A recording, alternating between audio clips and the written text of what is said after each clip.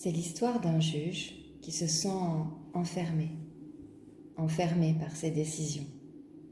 J'aimerais vous raconter l'histoire de cet homme qui vivait non loin de la mer et qui cherchait parmi les bateaux une femme particulière qui peut-être sortirait de l'eau. Enfermé par ses clichés, c'est assez amusant de constater que c'est le juge qui se sent emprisonné. Mais malgré ses recherches, les années défilaient et il ne rencontrait que de fausses fées, de vraies sorcières.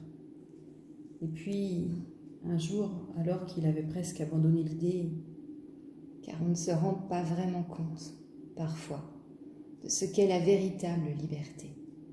Il avait la sensation d'être devenu un soldat de plomb. Il crut enfin apercevoir celle qu'il avait tant cherchée. Il venait de trouver à ses pieds, sur la jetée, une simple photo à peine abîmée. Englué dans un métal banal qui ne voyait que le mal, rarement touché par la lumière. Il rêvait d'apercevoir un rayon de soleil qui lui permettrait de glisser jusqu'à en or se transformer. Il souhaite bien évidemment en savoir davantage. N'est-ce pas un mirage ? Il rêvait de se réveiller, d'avoir la force de ses chaînes brisées et de la peur se libérer, en quittant la sécurité pour retrouver sa légèreté, sans juger. C'était une époque fort étrange. Les hommes et les femmes s'étaient enfermés dans la prison de leur liberté, et beaucoup couraient un grave danger. Néanmoins, l'intrigué entreprit de retrouver, et c'est armé de sa photographie qu'il parcourut la ville à l'envi. Et accepter de laisser s'échapper ce qui en arrière le retenait, abandonner le passé comme une terre trop piétinée et s'orienter vers l'aube d'une nouvelle ère, destinée et renouvelée. Indéniablement, cet homme connaissait l'espoir. Vous savez, cette capacité à attendre avec confiance la réalisation de quelque chose. Et quand je dis attendre, ce n'est pas vraiment rester à ne rien faire en attendant que nos souhaits se matérialisent en tombant du ciel. Alors ce juge compta un à un les anneaux de ses chaînes, faute, coupable, sanction, critique, morale, stop. Espérer veut dire poser un acte de confiance, transformer un objectif en plusieurs petites échéances. Un peu comme accepter ne veut pas dire je suis d'accord avec ce qui s'est passé, mais juste que je reconnais que cela a existé. Tout comme lâcher prise ne veut pas dire insouciant ou indifférent, mais poser un acte en confiance. La confiance que ce qui est juste va finir par arriver, c'est-à-dire espérer que la boucle est bouclée. Mais la bonne nouvelle est qu'il rêvait. Car ce n'est pas cela la véritable liberté, s'autoriser à rêver, oser pour faire des songes une future réalité, un peu comme un premier pas dans une relation engagée et qui parfois commence simplement avec soi.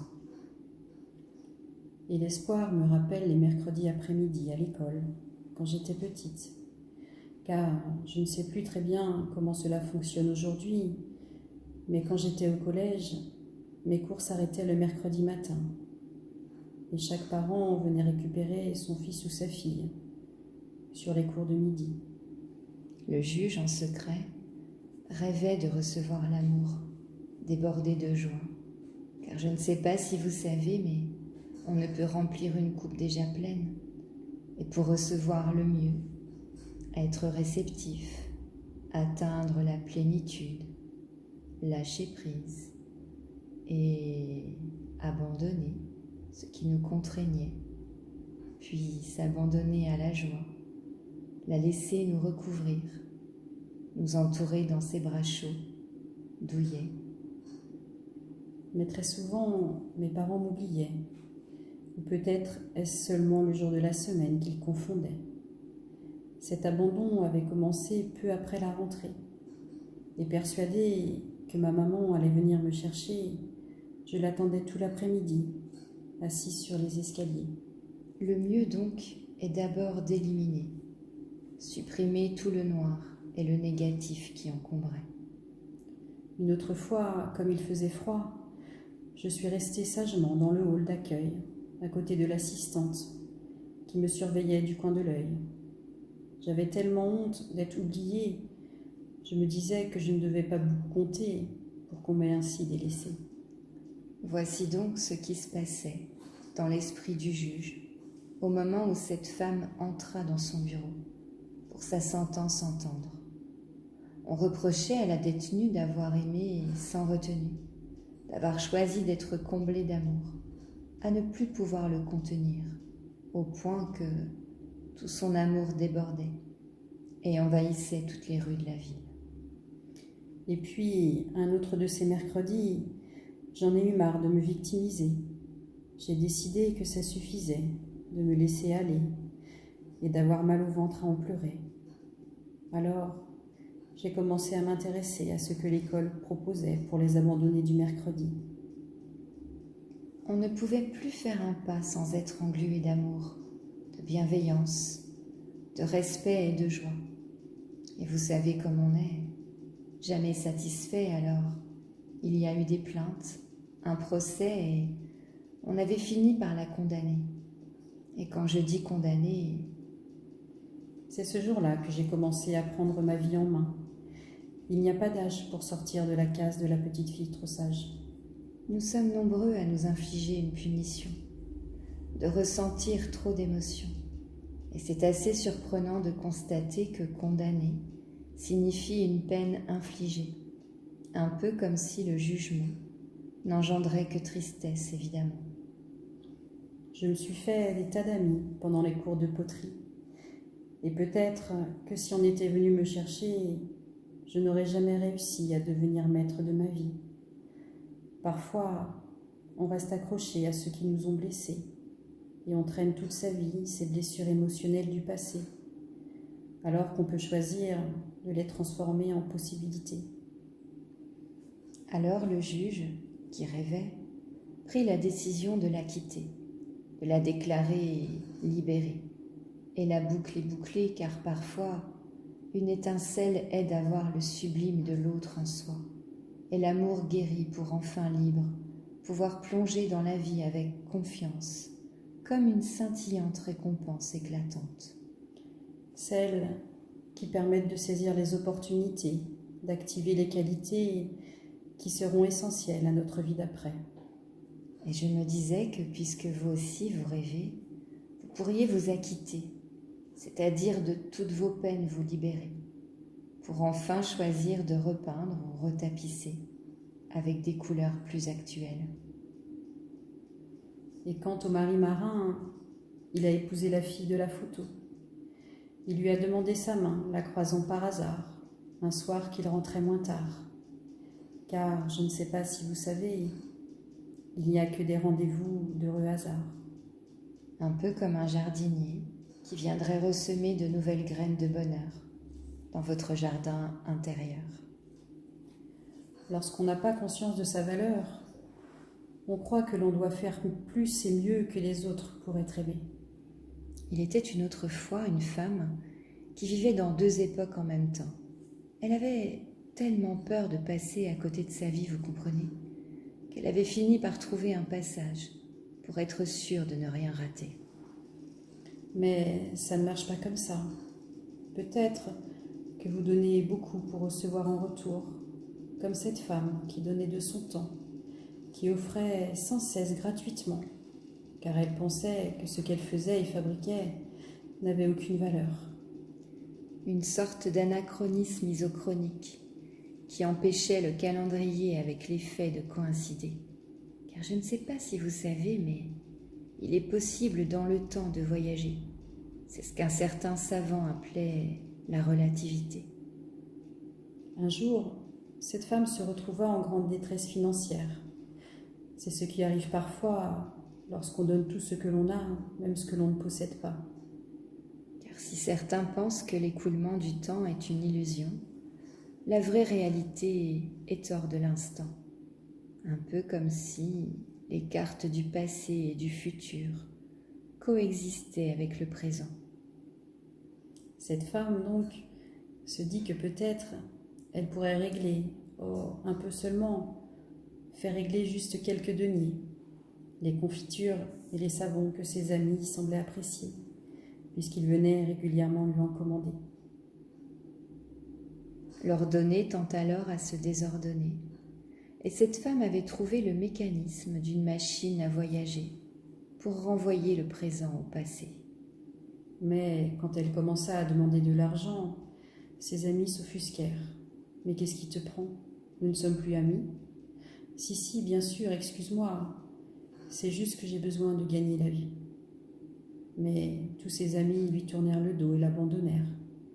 Tout sauf un, qui arriva un beau matin, les bras chargés de fleurs et de victuailles. Il suffit parfois de décaler de quelques milliards de secondes des horloges synchronisées à travers le monde pour permettre de se déplacer tantôt dans son futur, tantôt dans son passé. Et c'est assez amusant de constater que, lorsque cette femme dut choisir, elle prit la décision de rester vivre pleinement son passé, celui qu'elle avait oublié, pour fuir l'usure de son futur. « Habille-toi, je t'emmène dîner dans le plus beau restaurant de la ville. »« Moi ? Mais pourquoi ? » ?»« Parce que tu es une belle personne. Tu as le droit d'être aimé simplement parce que tu es, et non pas pour ce que tu fais et encore moins pour ce que tu donnes. » Et alors que 60 battements de cœur dans l'espace-temps s'étaient formés et déformés, à des millions d'années écoulées, la femme du futur entrée dans le passé n'en fut pas moins désenchantée. Il paraît qu'ils ont déménagé, changé de région, d'amis aussi. Je le sais, car sur le marché de Cahors, François donne un coup de main à une jolie jeune femme qui vend ses confitures et ses savons maison dans la boutique de Léa. Si vous les voyez, embrassez-les pour moi. Elle voulait réparer son passé pour vivre heureuse dans son présent d'après, car le jour où son mari l'avait quittée, tout s'était écroulé. Elle s'était mise à penser qu'en retournant dans son passé, elle pourrait s'éviter bien des difficultés. Au début, elle avait préféré s'enfermer pour s'éviter d'aimer, puis elle avait trouvé la faille dans l'espace-temps pour retourner en arrière et réparer son passé en changeant son présent.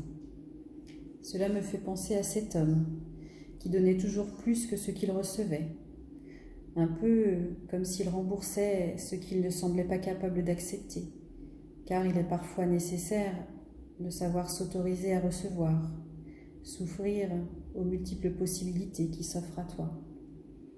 C'est quand la pendule de l'horloge comprit comme Galilée que l'égalité de durée oscillait en un mouvement régulier, qu'elle comprit que même retourner dans le passé ne pourrait rien changer.